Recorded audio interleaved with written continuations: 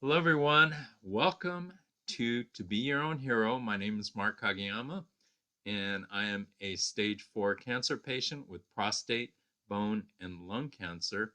And once again, I don't know about you, but I am thrilled to be in a new year, 2022.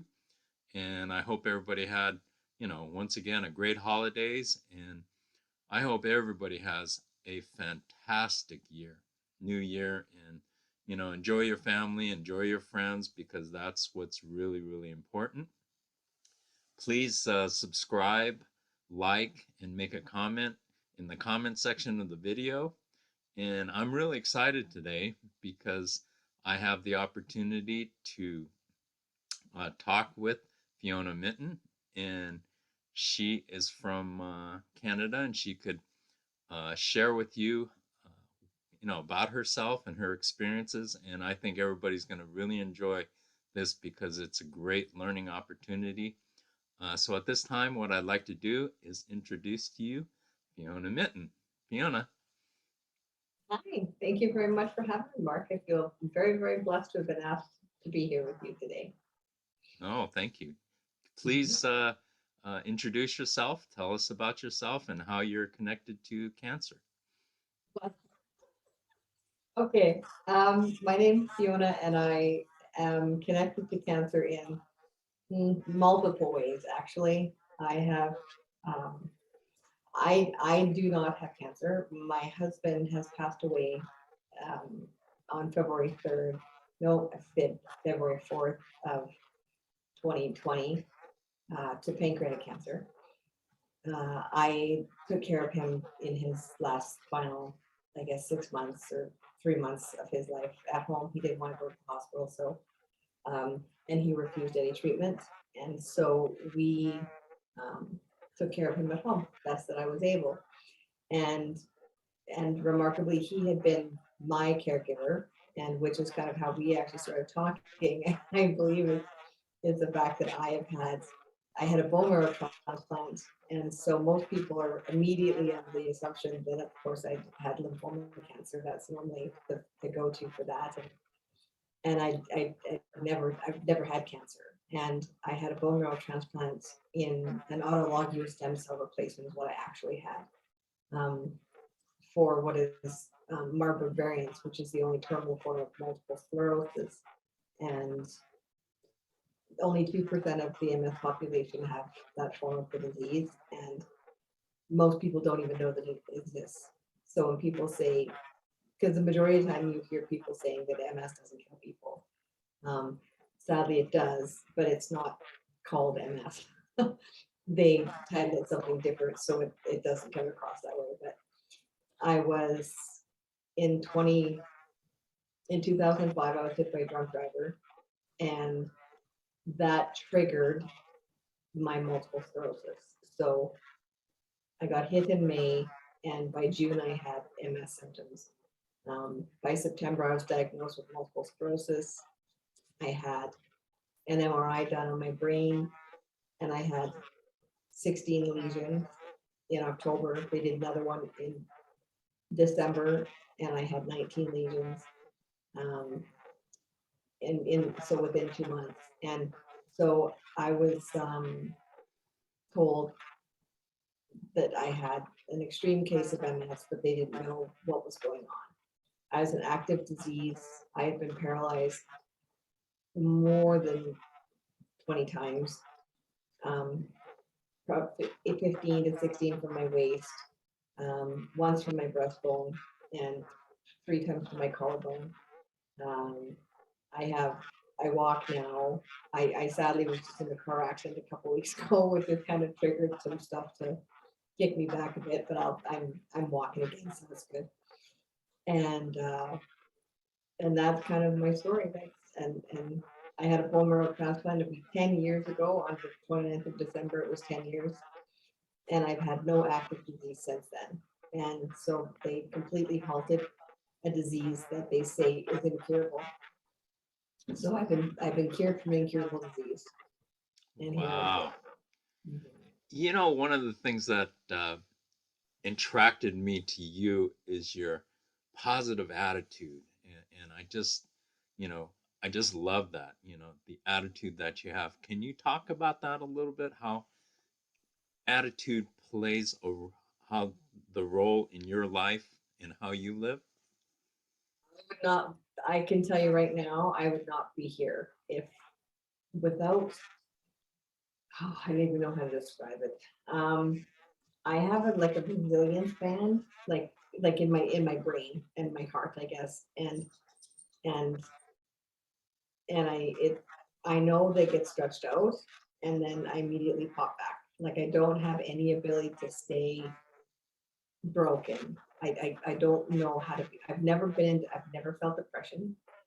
Through everything that I've been through, I've never been on an antidepressant. I have talked to psychologists because I'd be crazy if I wasn't sad sometimes.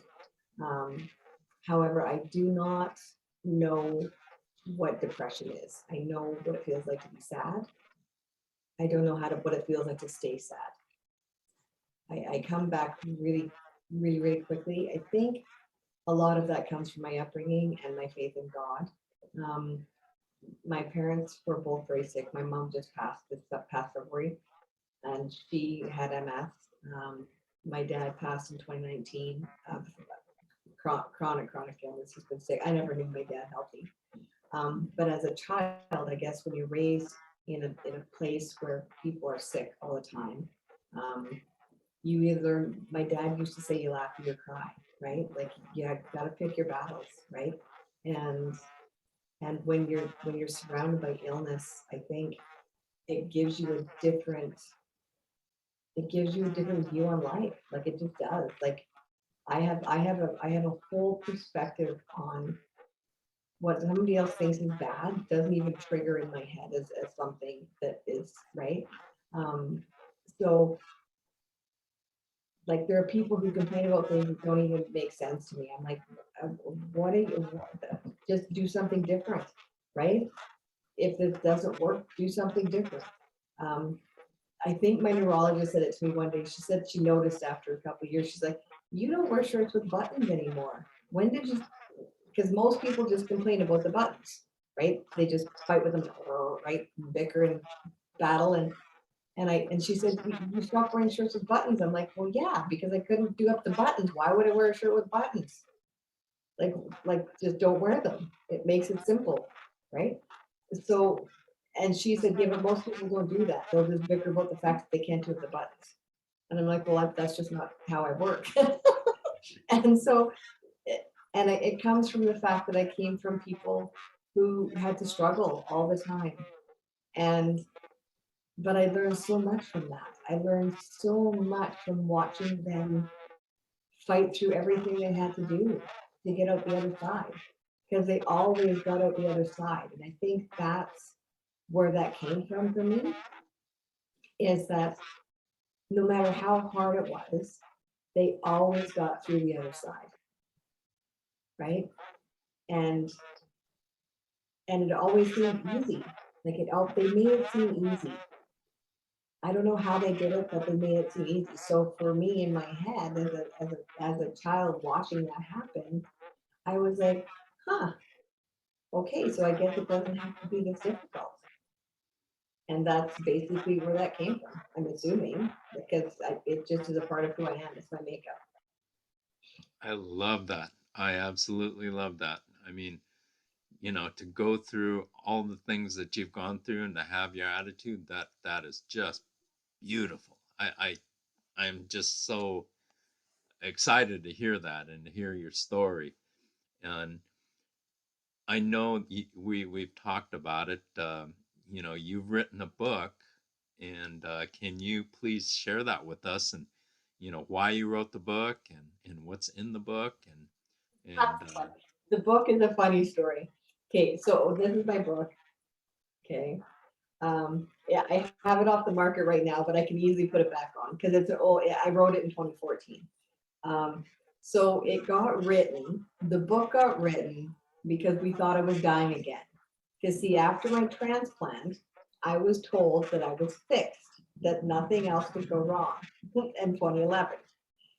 So in 2014, I ended up paralyzed. and from my collarbone. And we phoned. So when you're done by the best specialists in some of the best specialists in the world, um, that you're fixed, and you phone them and you say, "Well, I'm paralyzed again.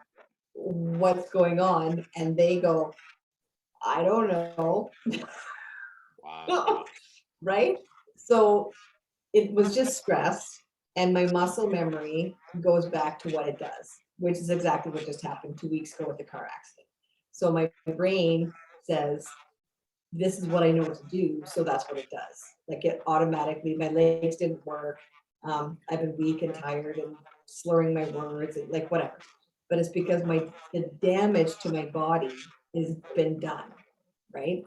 So my body just goes back to what it knows. So what happens in 2014 with this book? Because I had been blogging I blogged from I think 2000 and I don't know, probably 2008, maybe 2007, right through, like every day. I blogged every day, right through till I think 2015, and I stopped blogging after this got published. And so most of this book is just kind of my life, right? Like it's about it's a lot of my blog. It's not my blog in print. Trust me, because that would be really boring. I would never do that. I wouldn't torture anybody with that. Anyway, and so um, but the book got written because my girlfriend said, if you're gonna die, we need this book written before you die, because we didn't know what was happening. The doctors didn't know. Nobody knew.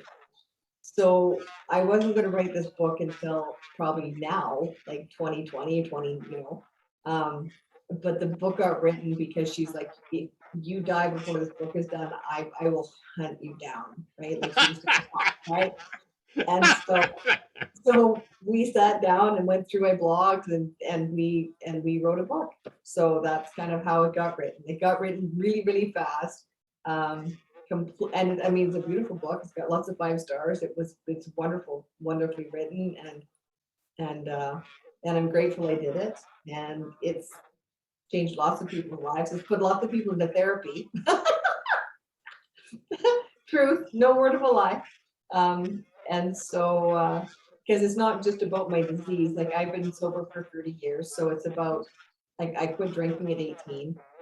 So it's about a lot. Like the first few chapters about my growing up with my parents being ill. It's a lot about um, my alcoholism, and so and getting through that and getting sober so young, and all of that's in there. So it's just my life in print. I have no secrets.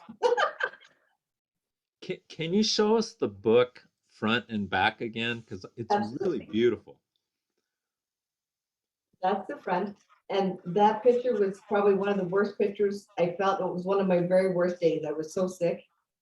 Yeah, And that's you on both pictures? that's me on both pictures. Yeah. Okay. Wow. Hmm. That is a beautiful looking book. How many Hmm. pages is it? I don't even know. Um, 288. Okay. Yeah. That's great. And Mhm. it's always exciting to hear somebody who's actually, you know, made the effort and followed through on doing it. Because so many people say, "Yeah, I want to write a book," and you've done it. So that's congratulations. That's fantastic. Thank you. Yeah. Yeah. There's even pictures in here. Wow, Yeah. that is great. What is the resounding theme of your book? What do you want people to learn? Resilience, survival, um, optimism, never giving in, uh, um, believing that nothing can kill us. Nothing can kill us unless we let it, unless we make that choice, right? Unless we um, I mean, I was in palliative care in 2011. June of 2011, I was in palliative care. I was dying. I was on my deathbed. I was told I was 0% chance of life. Wow. 0% chance of life. They sent me home and they said, it's between you and God. There's nothing left we can do for you. Flat out. That's what I was sent home. And my autonomic system was shutting down.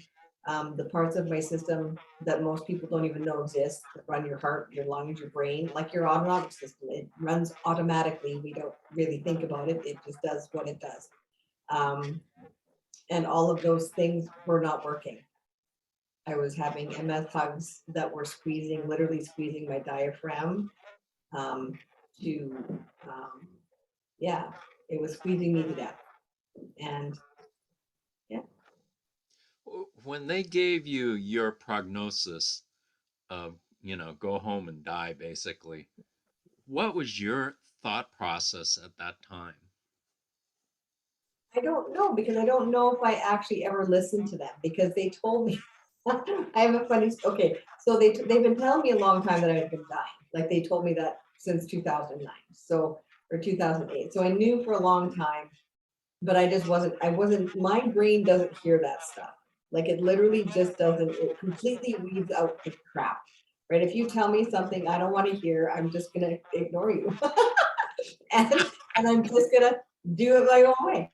So I guess for me, when they said Fiona, and so I phoned, so in 2011, in 2011, I guess, when I ended up going to the hospital before, like when I was starting to literally die.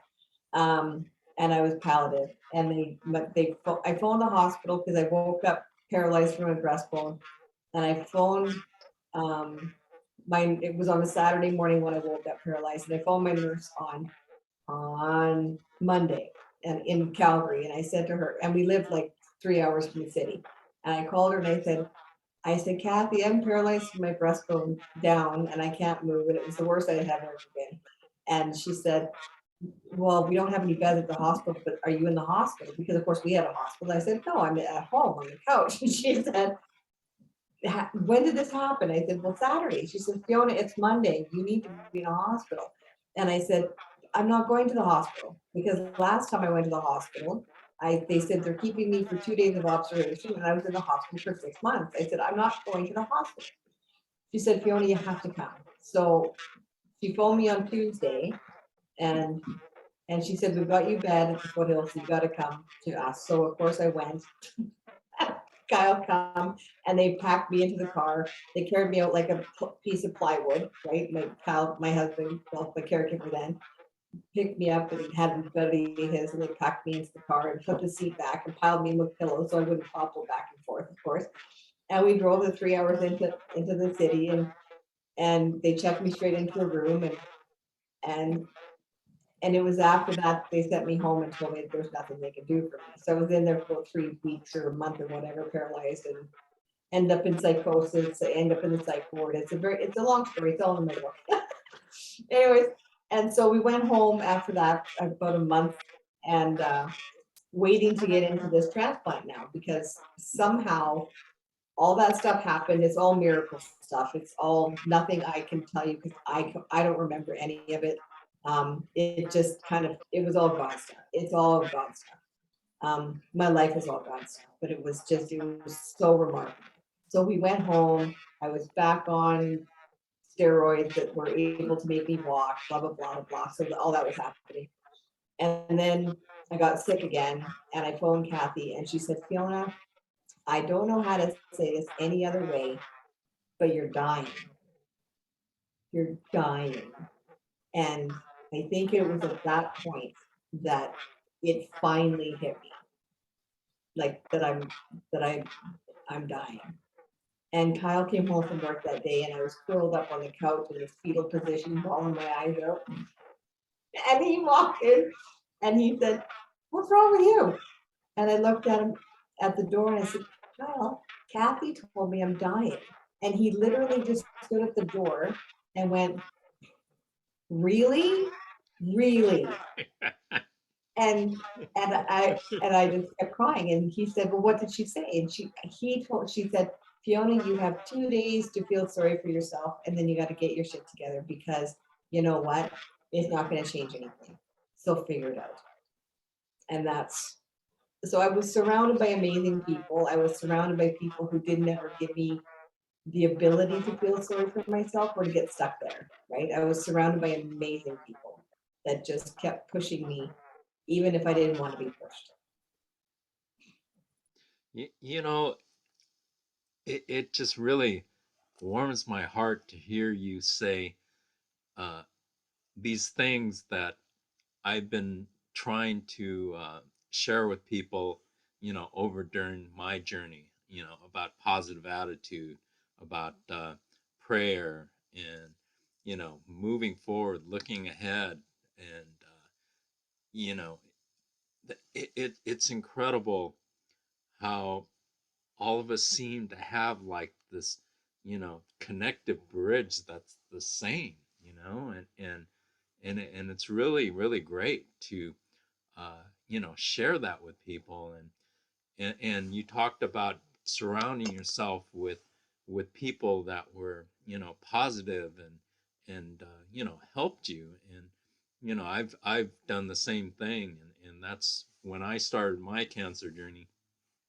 That was so important to me, was to surround myself with the right people who were willing to help me instead of, you know, tear me down, or things like that. And, because, when we're in a weakened state, we do need help. And, we have to be able to, you know, put your past aside and accept the help.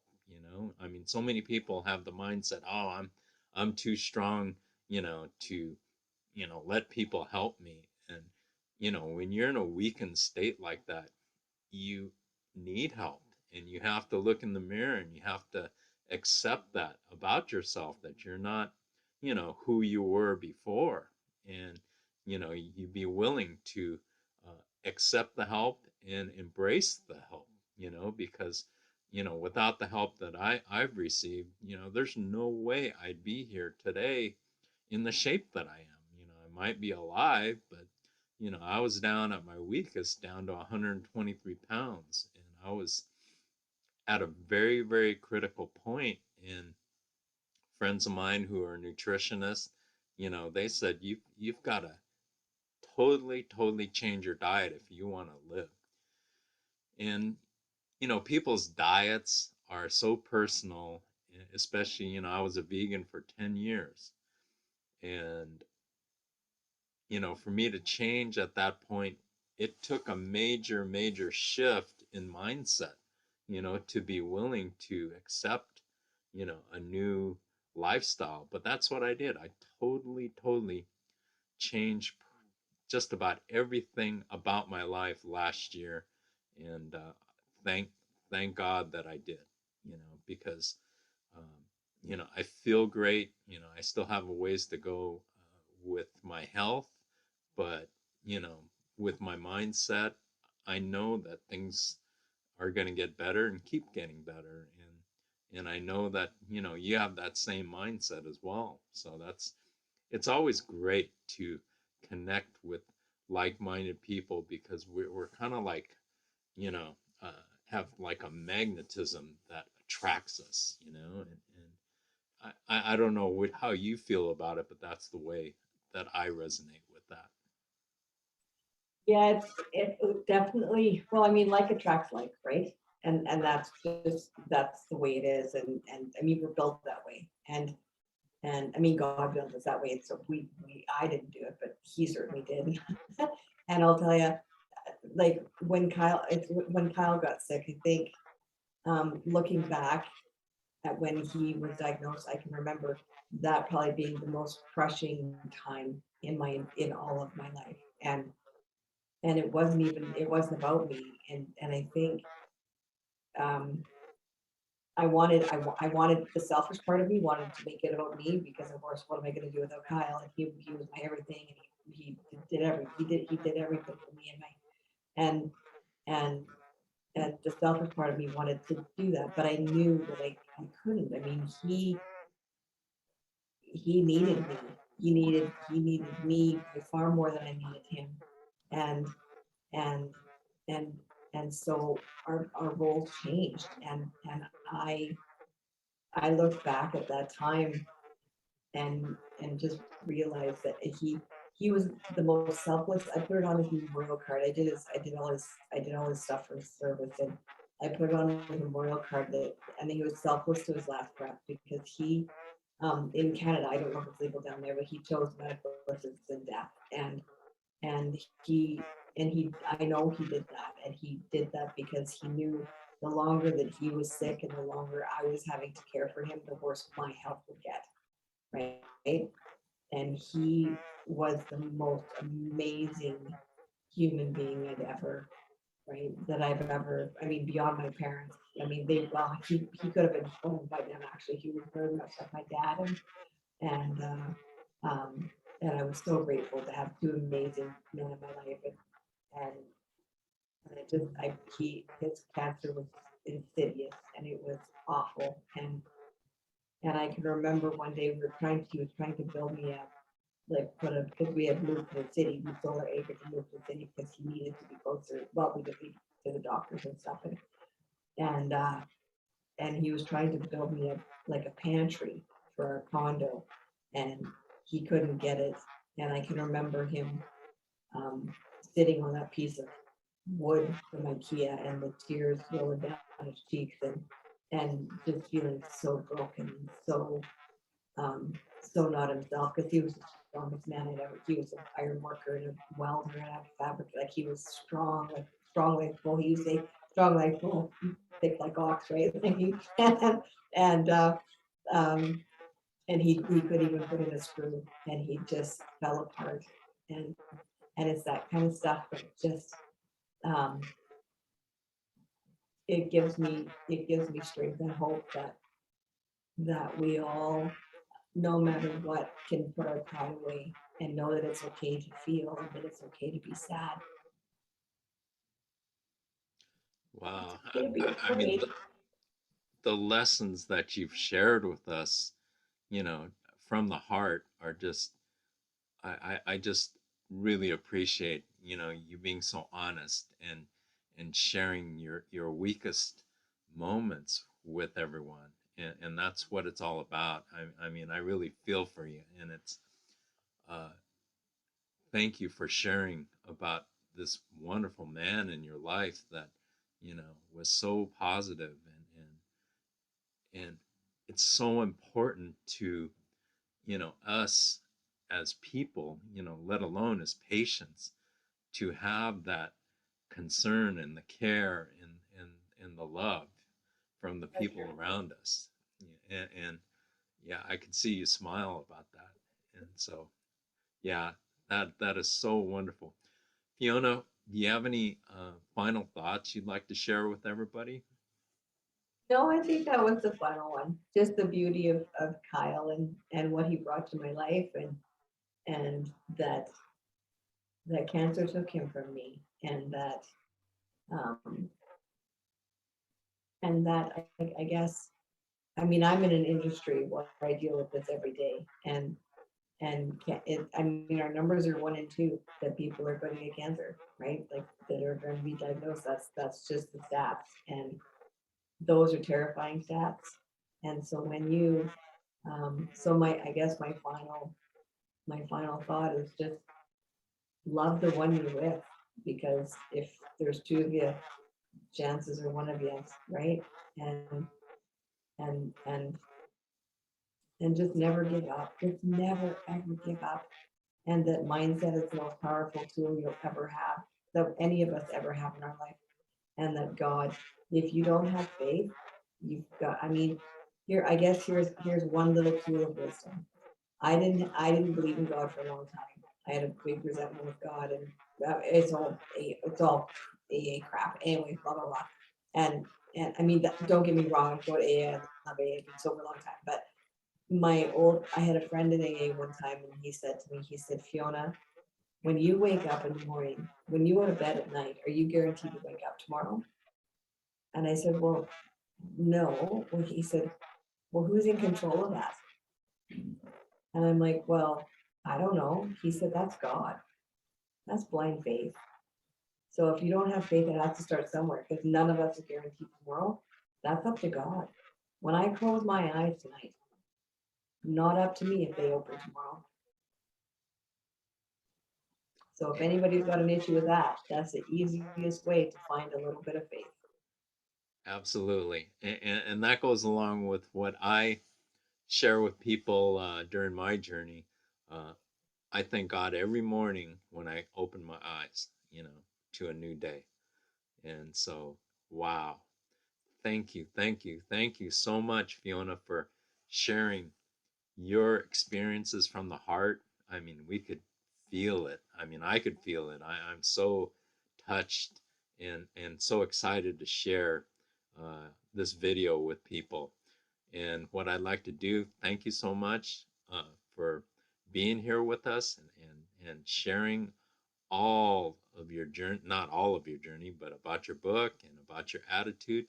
And hopefully people have a chance to really learn, some important lessons from you. I have, and it's just so exciting to me. So I'd like to thank everybody at this time.